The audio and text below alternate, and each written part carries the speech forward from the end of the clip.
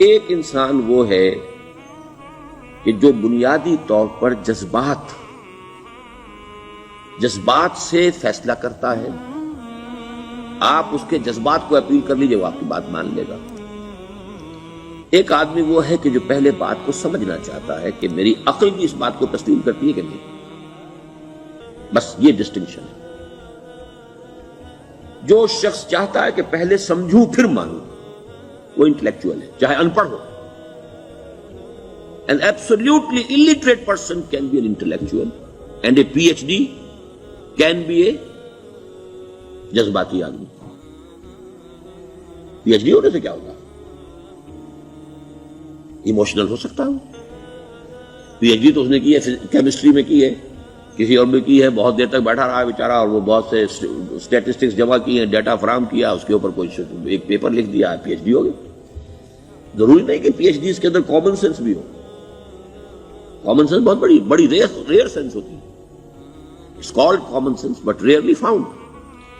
اسی طریقے سمجھ لیجئے الٹریٹ شخص بھی، لیکن یہ کہ اگر اس کا مزاج جیسا ہے، اس کی ایک شخصیت ہے کہ وہ پہلے بات کہتا ہے، بلکہ بات پہلے مجھے سمجھاؤ.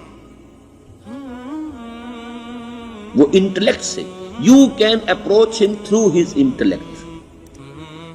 یو میں سے کہ اس کے جذباتی اسٹرکچر، اس کا ہارٹ، اس کے اور آپ کے درمیان اس کا انٹلیکٹ حائل ہے. You have to go through it. You can't reach his heart except through his intellect. ایک آدمی وہ ہوتا ہے جس کا یہاں کچھ ہے نہیں، کوئی نظریہ نہیں، کوئی خیال نہیں، نہ وہ عقل سے کوئی زیادہ سوچتا ہے، نہ کوئی. آپ نے اس کے اچھی بات کہی، اس کے دل میں اتر گئی. از دل خیزت بد دل ریزت. خلوص کے ساتھ آپ نے ایک بات کہی، بات اچھی تھی، اس کی فطرت نیک تھی، اس نیک فطرت اس بات جا کے اپیل کر گئی. And he starts going with you. میں نے تبلیغی جماعت کا اور ان تحریکوں کا جہاں تقابل کیا ہے کہ تبلیغی جماعت کی جو اپیل ہے ایموشنل ہے، انٹلیکچوئل نہیں ہے. وہ ایموشنلی اپروچ کرتے ہیں، اور جو ایموشنل پیپل ہیں وہ فوراً ریسپونڈ کرتے ہیں، پھر انہیں وہاں سے وہ اچک لیتے ہیں. نکلو اب اس ماحول سے. 3 دن کے لیے آؤ، 40 دن کے لیے آؤ، 4 مہینے کے لیے آؤ، جو بھی آؤ، 3 چلے لگاؤ، تاکہ ایک نئے ماحول میں لا کر ان کی جو ہے وہ ایک خاص قسم کی وہ ذہنی اور ان کی ایک مزاج کی ساخت بنا دی جائے. تو یہ ان کا طریقہ بہت صحیح ہے. It's very perfect. ان کی میتھڈالوجی میں کوئی لوپ ہول نہیں ہے، یہ میں آپ کو بتا دیتا ہوں. اس لیے کہ آج اس کے شخص کے دل میں ایک اچھا جذبہ ابھرا ہے، اور وہ کل ہو سکتا ہے نہ رہے. You cash it. ابھی کیش لو، ان سے نقد لو، نکالو بھائی، وقت نکالو، نقد. اور ان کا بڑا پیارا جملہ ہے، گھر گئے تو گر گئے. بڑا پیارا جملہ، گھر گئے تو گر گئے. یعنی یہی وعدہ تو کر لو نا کہ بھائی ارادے تو کر لو. بڑا پیارا انداز ہے یہ. بھائی ارادے تو کر لو. وہ ارادہ کر لیا تو آپ ایک وعدے کی وجہ سے بند گئے. اب یہ کہ اچھا بھائی چلو نکلو. اب نکل گئے تو پھر تو ان کے قابو میں آئی گئے. اب آپ انہوں نے 24 گھنٹے وہ آپ کو جو ہے اس میں رکھنا ہے کہ وہ آپ اپنی ساری سوچ وہ سب کی سب جو ہے وہ سب جاتی رہے گی. تو یہ اپنی جگہ پر it's a very perfect methodology, لیکن اس کی اپیل لمیٹڈ ہے to emotional people, not to intellectuals. ہاں ان میں ہیں پروفیسرز ہیں، یہ ہیں ڈاکٹرز ہیں، لیکن وہ ضروری نہیں کہ انٹلیکچوئل پروفیشنل ہے. ان کا ایک اپنا ایک سمجھ ہے، اس میں کام کرتے ہیں. تو یہ جو ایٹیچیوڈ ہے کہ ذہن کے راستے سے اپروچ کرنا، اسی لیے قرآن کی اپیل کیا ہے؟ افلا تعقلون، افلا یعقلون، افلا تذکرون. ساری باتیں عقل سے کہا. ابھی میں نے جیسا کہ آپ کو بتایا، قرآن تو یہ کہتا ہے کہ بغیر یا تو عقل سے بات مانی جائے گی، اور یا قرآن کی بات مانی جائے گی، یا رسول کی بات مانی جائے گی.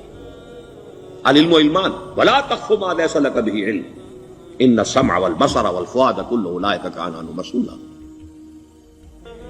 کسی ایسی چیز کی پیروی نہ کرو جس کے لیے تمہارے پاس علم نہیں. علم دو ہے، یا آپ کو اپنے حواس کے ذریعے سے علم حاصل ہوا ہے، عقل سے حاصل ہوا ہے، اور یا پھر یہ کہ وہی سے حاصل. تو یہ ہے اصل میں کسی بھی انقلابی تحریک کے لیے جو پہلا نیوکلیس بنتا ہے وہ انٹلیکچوئلز کا ہوتا ہے. پھر یہ کہ وہ چیز جو ہے عام لوگوں کے اندر بھی نیچے اترتی ہے. اس کے بعد جو فائنل سٹیج ہوتی ہے اس میں تو آپ کو عوام کو موٹیویٹ کرنا پڑے گا. اب وہ وہاں انٹلیکچوئل اپیل نہیں چلے گی، وہاں پھر ایموشنل اپیل چلے گی. لیکن وہ کب چلے گی؟ جبکہ ایک مضبوط جماعت ایسی پیدا ہو چکی ہو کہ جو سمجھ کر آئی ہو، علی وجہ البصیرت مان رہی ہو چل رہی ہو اپنی دونوں آنکھیں کھول کر چل رہی ہو، پھر ڈسپلنڈ ہو، پھر جو کچھ کہہ رہی ہے وہ کر بھی رہی ہو، ایسی مضبوط جماعت ہوگی تو ایک عوامی جو ہے کوئی تحریک اٹھا کر اسے کنٹرول کر سکتی ہے، اسے ایک ڈائریکشن کے اندر رکھ سکتی ہے، ورنہ عوامی تحریک کو کوئی کر سکتا ہے؟ عوامی تحریک خود بخود بھی دائیں بائیں کسی طرح بڑھ جائے گی، جوش اور جذبات کے اندر، تو پھر انسان جو ہے وہ پھر ادھر سے ادھر نکل جاتا ہے، پھر وہ حد اعتدال پر نہیں رہتا۔ اس کو کنٹرول کرنے کے لیے جیسے ریڑھ کی ہڈی ہے انسان کے جسم میں، وہ جب تک کھڑی ہے میرا پورا پوسچر کھڑا ہے، اگر اس میں سے کوئی ایک منکا بیٹھ گیا تو کوب نکل آئے گی انسان کی۔ تو وہ ریڑھ کی ہڈی جو ہے وہ جماعت ہے، انقلابی جماعت، جو کہ اسلامی انقلاب میں حزب اللہ، جو ہم تنظیم اسلامی کے تحت کوشش کر رہے ہیں بنانے کی، اور یہ کہ اس کے لیے انٹلیکچوئل اپروچ کے لیے یہ سارا معاملہ ہے کہ جو اسلام کی نشأت ثانیہ سے شروع ہوا، اور یہ سارا کام جو اب ہو رہا ہے، آپ سے بات ہو رہی ہے، آپ کو سمجھانے کی کوشش ہو رہی ہے کہ دین کو سمجھیے کہ دین ہے کیا، اس کا ہدف کیا ہے، اس کا بیسس کیا ہے، اس میں پرائرٹیز کیا ہیں، یہ ساری چیزیں کہ سمجھ سے آئیں آپ کے اندر، پھر آپ سمجھ کر اس شے کو قبول کریں۔ یہ ہماری پرائرٹی ہے۔ ہم آپ کو ایموشنلی موٹیویٹ کر کے حرکت میں نہیں لانا چاہتے۔ وہ سٹیج آئے گی، جب آئے گی، اگر وہ مضبوط جماعت پہلے تیار ہو جائے تو پھر وہ سٹیج آئے گی، پھر عوام کو موٹیویٹ کریں گے۔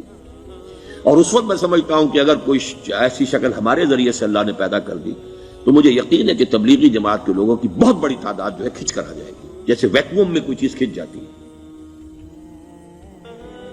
لیکن جبکہ انہیں معلوم ہو جائے کہ ہاں دین واقعتاً یہ کوئی اقتدار کی جنگ نہیں ہے، یہ کوئی اور مسئلہ نہیں ہے، کوئی اس میں شک و شبے سے بالا تر بات نہیں ہے، خالص دین کا مسئلہ ہے، اور اس کے اوپر کوئی تحریک شروع ہوئی تو پھر وہ نکل آئیں گے۔